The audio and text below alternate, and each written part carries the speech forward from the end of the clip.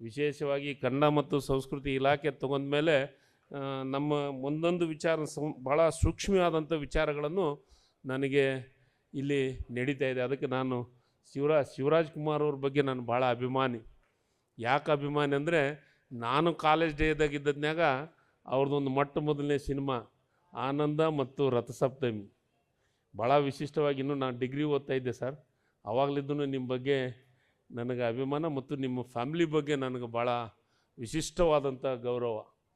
ಯಾಕಂದರೆ ಕನ್ನಡಕ್ಕಾಗಿ ನಿಮ್ಮ ಫ್ಯಾಮ್ಲಿ ಎಲ್ಲವನ್ನು ಕೊಡುಗೆಯನ್ನು ಕೊಟ್ಟಂಥದ್ದಿದೆ.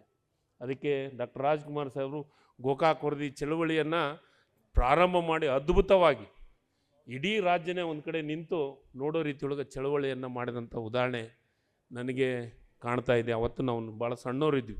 ಆದರೆ ಇವತ್ತು ಕೆಲವೊಂದಿಷ್ಟು ಕನ್ನಡದ ಬಗ್ಗೆ ಕೆಲವೊಂದಿಷ್ಟು ಪ್ರಚಾರಕ್ಕಾಗಿ ಕೆಲವೊಂದಿಷ್ಟು ಜನರು ಮಾತಾಡೋದನ್ನು ನಾನು ನೋಡ್ತಾ ಇದ್ದೀನಿ. ಮೊನ್ನೆ ಸೋನು ನಿಗಮ್ ಅವ್ರು ಬಂದು ಏನೇನೋ ಮಾತಾಡಿದರು, ನಿನ್ನೆ ಕಮಲ್ ಹಾಸನ್ರು ಮಾತಾಡಿದರು. ನಾನು ಒಂದು ಕನ್ನಡ ಮತ್ತು ಸಂಸ್ಕೃತಿ ಇಲಾಖೆ ಸಚಿವನಾಗಿ ಮತ್ತು ಇಲ್ಲೆಲ್ಲರೂ ಇಲ್ಲಿ ಇದ್ದಿದ್ದು ನಾವೆಲ್ಲರೂ ಕನ್ನಡಿಗರೇ, ಕನ್ನಡದ ಬಗ್ಗೆ ಒಂದು ಗೌರವವನ್ನು ಇಟ್ಕೊಂಡವರು. ಕನ್ನಡ ನೆಲ ಜಲದ ವಿಚಾರದೊಳಗೆ ನಾವೆಂದೂ ರಾಜಿ ಆಗೋಂಥ